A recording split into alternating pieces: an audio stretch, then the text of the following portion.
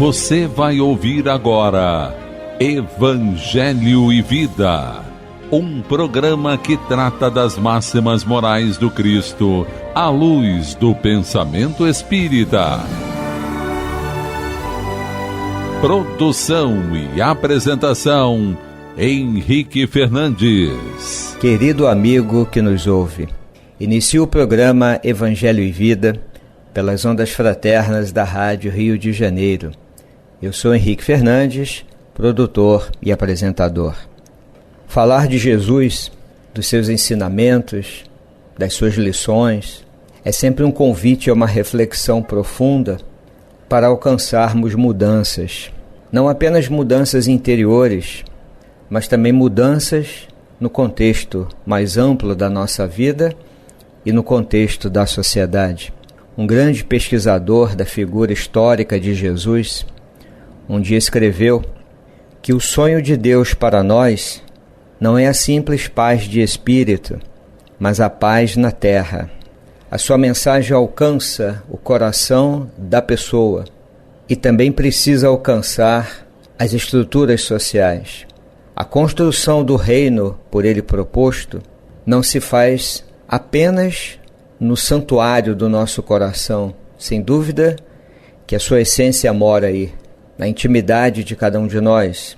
Mas esse reino é um reino de paz, de justiça entre todos nós, na construção de uma sociedade que vai na contramão da violência, da injustiça, das desigualdades, da exclusão, porque fala exatamente do oposto, da justiça, da igualdade entre todos nós, do respeito pelo outro, da compaixão, a construção de um mundo onde um projeto de felicidade, de bem-estar, seja possível a todos. Portanto, nesse momento importante de reflexão, é muito bom falarmos sobre a indulgência, o tema que vai estar presente hoje no programa Evangelho e Vida.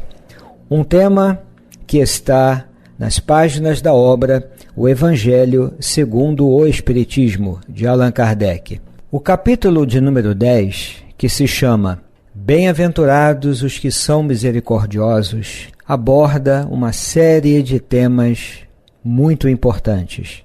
O tema que vamos desenvolver se refere à indulgência, e ele aparece no item 16, logo após uma mensagem que fala do perdão das ofensas. Esta sequência, naturalmente que tem um sentido, porque quando nos propomos a falar sobre uma das bem-aventuranças, a misericórdia, não há como não nos referirmos ao perdão no campo das relações humanas e à prática da indulgência.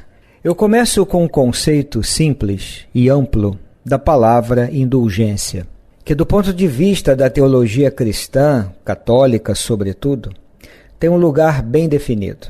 Mas não estamos falando dentro deste contexto. No sentido amplo, a indulgência significa uma certa disposição para perdoar culpas ou erros. Aproxima-se do conceito de misericórdia. E o amigo espiritual que assina a mensagem, ele vai dizer que a indulgência é um sentimento doce e fraternal que todo homem deve alimentar para com os seus irmãos. Ele oferece um conceito, como falamos, bem simples, naturalmente que muito difícil de ser aplicado. E logo em seguida, no mesmo parágrafo, o benfeitor espiritual afirma algo que também é bastante compreensível, quando ele diz que é esse sentimento doce e fraternal que devemos todos nós alimentar na relação com as pessoas, com os irmãos. Esse sentimento, poucos fazem uso dele. Eu penso que aqui estamos diante de algo fácil de ser entendido, mas que é um desafio.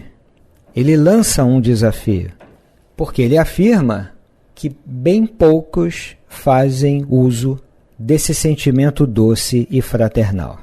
Vamos pensar juntos no sentido disto. Sim, é verdade que quando uma pessoa consegue perdoar uma ofensa uma afronta, ela experimenta internamente algo doce, fraternal. Mas o desafio mora exatamente aí, como chegar a esse ponto. Porque antes de praticarmos a indulgência, ou para praticarmos a indulgência, nós teremos que vencer uma etapa que não é nada doce e não é nada fraternal. É amarga e nos distancia do outro. Portanto, é antifraternal, que é a mágoa, o ressentimento. Eu não estou dizendo que a mágoa não possa ser experienciada. Óbvio que não. Porque como qualquer ser humano, todos nós conhecemos a experiência da mágoa. E todos nós, pelo menos, temos alguma informação sobre a vantagem de perdoar o inimigo, de perdoar o ofensor, o agressor. Mas isso tudo constitui um desafio e por isso Jesus se dirige à humanidade afirmando que bem-aventurados são os misericordiosos, porque obterão misericórdia. É uma orientação, é um ensinamento, é uma advertência e é também um desafio.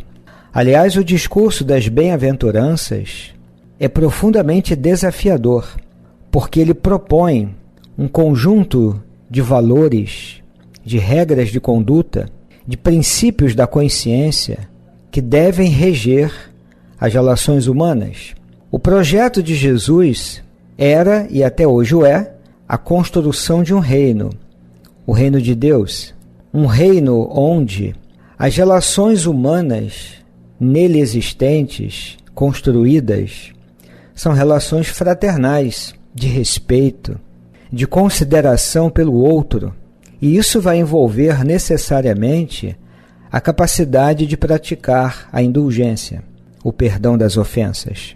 E por falar nas palavras o doce e o amargo, eu me recordo da espiritualidade franciscana, porque quando Francisco de Assis se depara, para usar a linguagem e a concepção medievais, com o leproso, ele é tomado compreensivelmente de medo, é tomado pelo nojo, pela repulsa. Mas quando ele consegue acolher o leproso, olhar para ele e ver que, para além da doença, continua o humano, e ele acolhe, e ele abraça, ele diz algo que vai marcar toda a espiritualidade franciscana. E o amargo transformou-se em doce. Eu penso, a amargura do medo, do desprezo, do nojo, se transforma no doce do acolhimento, da relação fraternal com o outro. Não é um doente que está diante de mim, é um ser humano que tem uma doença. Há uma diferença muito grande. Eu acolho o humano, porque também o sou. E na visão religiosa e espiritual, e Deus nos acolhe a todos. O desafio, então, na prática do perdão, da indulgência, para não nos prendermos muito às palavras, à teoria, e refletirmos um pouco sobre a prática, está exatamente aí. Transformar a amargura da mágoa, do ressentimento, a amargura do desprezo pelo outro, a amargura da indiferença pelo outro, a amargura da exclusão nas relações sociais, porque me percebo diferente do outro, melhor, com mais recursos, com mais dinheiro, com mais cultura.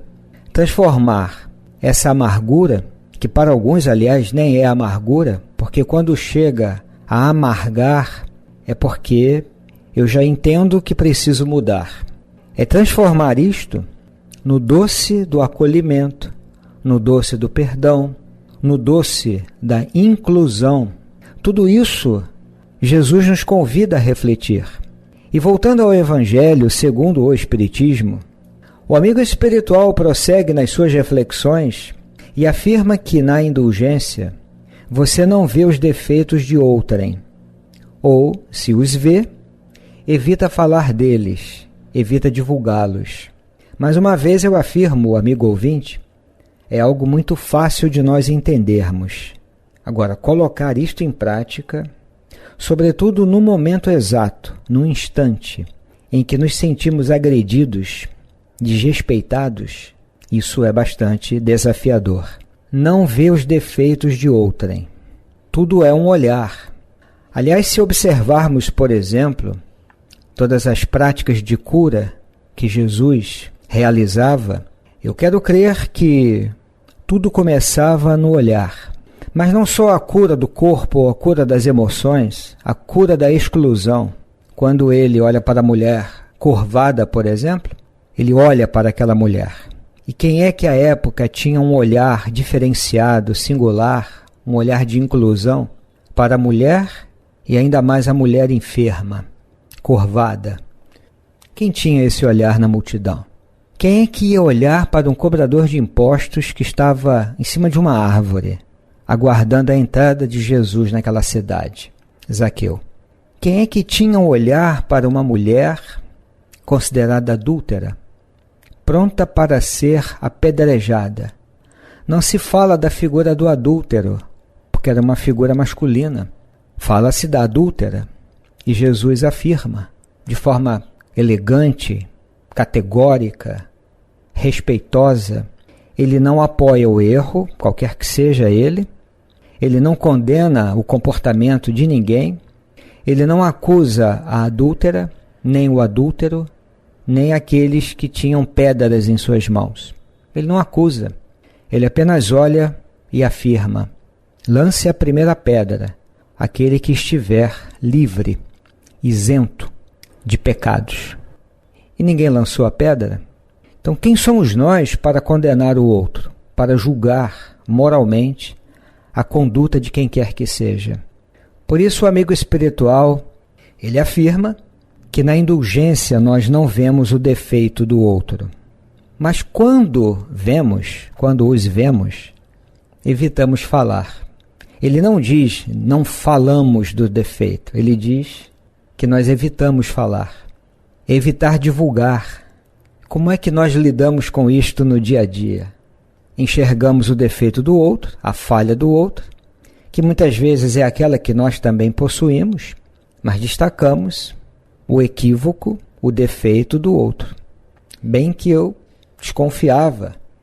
Eu já imaginava. Nossa, quem diria? São coisas que às vezes nós falamos. Mas na prática da indulgência, que é esse sentimento doce e fraternal, isso tem que ser revisto. E o grande desafio, e que pode gerar muitas dúvidas dentro de cada um de nós, no campo da consciência, dos valores, no campo dos sentimentos, é o momento de calar diante de uma injustiça ou de uma ofensa, e o momento de falar, denunciar isto.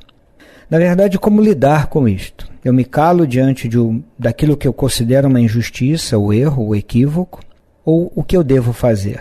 Essa é uma pergunta importante. Jesus se calava diante da injustiça? Não se calava. Mas como ele lidava com isso? Ofendendo? Praticando a vingança?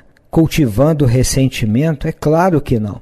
Então, se é o nosso modelo, nós teremos que treinar essas habilidades. E neste sentido eu trago uma página do amigo espiritual Emmanuel, pela psicografia do médium Francisco Cândido Xavier, que se chama Na Obra Regenerativa. Aparece no livro Fonte Viva. Ele começa resgatando o ensinamento de Paulo aos Gálatas, que diz: irmãos, se algum homem chegar a ser surpreendido em alguma ofensa, vós, que sois espirituais, orientai-o com espírito de mansidão, velando por vós mesmos para que não sejais igualmente tentados. Vejam que importante este ensinamento. O amigo espiritual vai comentar e propõe reflexões muito preciosas. Ele começa dizendo que se tentamos orientar o irmão perdido nos cipoais do erro, com aguilhões de cólera, nada mais fazemos que lhe despertar a ira contra nós mesmos. É um grande ensinamento. Na nossa percepção, em algum momento, num contexto social, familiar, nós olhamos para aquela pessoa e entendemos que ela está perdida nos cipoais do erro, do equívoco ou da prática da injustiça. Qual é a nossa conduta diante disso? Acusá-la, denunciá-la de forma ácida? Se eu faço isso, na expressão de Emmanuel, com aguilhões de cólera, quer dizer, dentro de um padrão reativo, como se fala na psicologia, respondendo com raiva, com acusações, com ódio, com desprezo, afirma o amigo espiritual. Nada mais fazemos que lhe despertar a ira contra nós mesmos. Por outro lado, ele prossegue: se lhe impusermos golpes, pancadas, o quadro exato da violência, ele revidará com outros tantos golpes, porque ele já está num contexto bem confuso, bem complicado. Já está afastado dele próprio, do seu centro de equilíbrio. Se eu bato, ele vai revidar. E Emmanuel prossegue: se lhe destacamos as falhas, isso poderá salientar os nossos gestos menos felizes. Exatamente o que acontece. E se opinamos para que sofra o mesmo mal com que feriu a outrem, quando falamos coisas do tipo assim: ele bem que deveria passar exatamente pelo que ele fez o outro passar. É uma vingança no plano verbal e também no plano mental. Eu não a realizo através de atos, mas a mente se vinga, a palavra se vinga. Se agimos assim, Emmanuel diz, apenas aumentamos a porcentagem do mal em derredor de nós. Sim, é o fogo que eu quero apagar lançando álcool, um combustível. Por outro lado, se eu aplaudo a conduta errônea, eu estou aprovando o crime. A prática da indulgência, afirmamos aqui nos nossos comentários, não envolve a conivência, não é praticar a conivência, não é aplaudir o erro, a injustiça, não é aprovar o crime, isso tem nome, e vamos repetir, é conivência, é se aliar ao erro. Emmanuel prossegue: se permanecemos indiferentes, que é uma outra prática de exclusão e de violência, não é explícita, mas se eu fico indiferente, eu estou sustentando a perturbação. Ele vai analisando várias situações. Mas se tratarmos o erro do semelhante como quem cogita de afastar a enfermidade de um amigo doente, olha o raciocínio claro. Estamos, na realidade, concretizando a obra regenerativa. Vamos prestar atenção nisso? Se tratarmos o erro do semelhante como quem cogita de afastar a enfermidade de um amigo doente, isso faz a diferença, amigo ouvinte. Olha a sutileza aqui da frase. Se tratarmos o erro do semelhante. É olhar para o erro. Mas da mesma forma que uma pessoa pensa em afastar a enfermidade de um amigo doente. É a espiritualidade franciscana. É transformar o amargo em doce. Não é atacar o equivocado, é se voltar para o erro.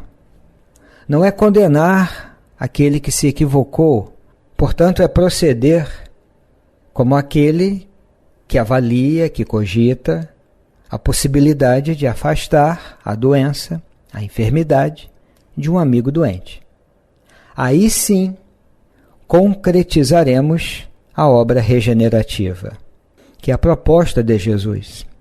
A base da construção do reino de Deus é esta, no coração de cada um de nós, na mente, nas emoções, nos comportamentos. O reino de Deus se expressa dessa forma. Práticas mais justas, práticas de acolhimento, de inclusão do outro, e não de afastamento, de desprezo, de indiferença. Porque agredir o agressor é também praticar a agressão. Ofender o ofensor é também praticar a ofensa. Se eu estou diante de um enfermo e condeno a sua doença, eu não ajudo na sua recuperação.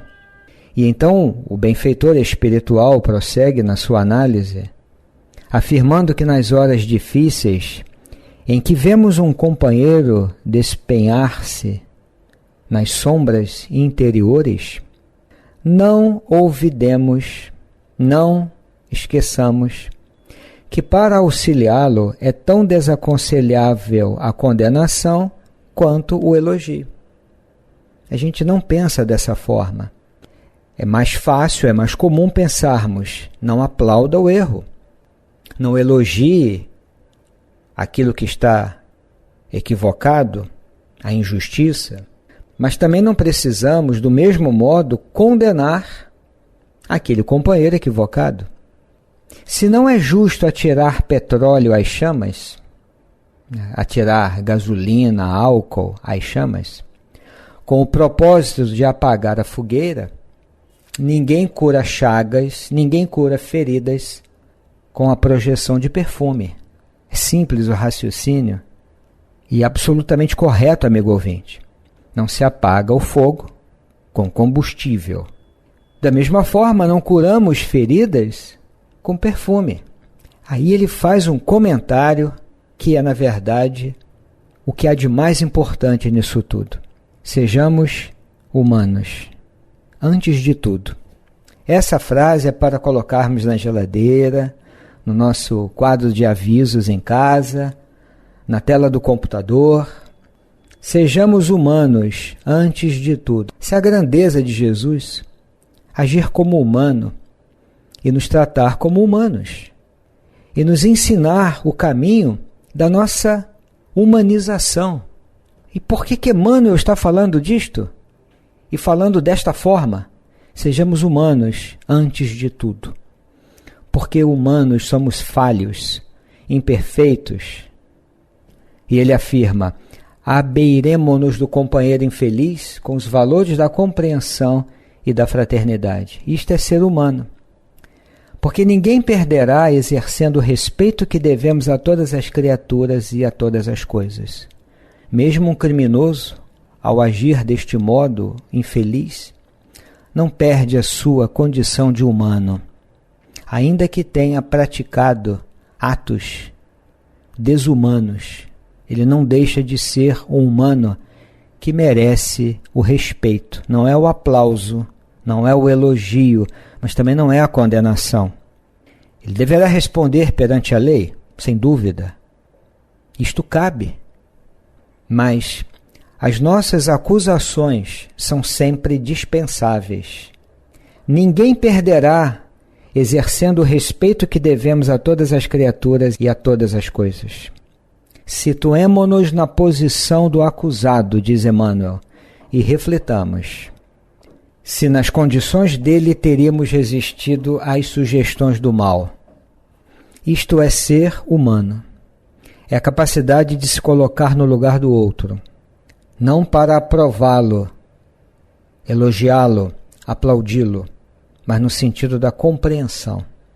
Será que, estando nas condições dele, eu teria resistido às sugestões do mal? E Emmanuel afirma: relacionemos as nossas vantagens e os prejuízos do próximo com imparcialidade e boa intenção. Toda vez que assim procedermos, o quadro se modifica nos mínimos aspectos. De outro modo, será sempre fácil zurzir e condenar, para cairmos com certeza nos mesmos delitos quando formos, por nossa vez, visitados pela tentação.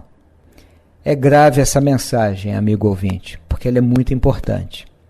A prática da indulgência, portanto, nasce exatamente dessa consciência que devemos desenvolver, de que somos humanos, portanto, estamos sujeitos a erros, tombos morais, deslizes, equívocos, e talvez desenvolvendo mais e mais essa consciência, tenhamos mais recursos para praticar o perdão, a indulgência e assim por diante. Aqui nos despedimos, amigo ouvinte, desejando a você muita paz, muita harmonia, muita serenidade. Agradecemos imensamente pela sua atenção e diremos até breve.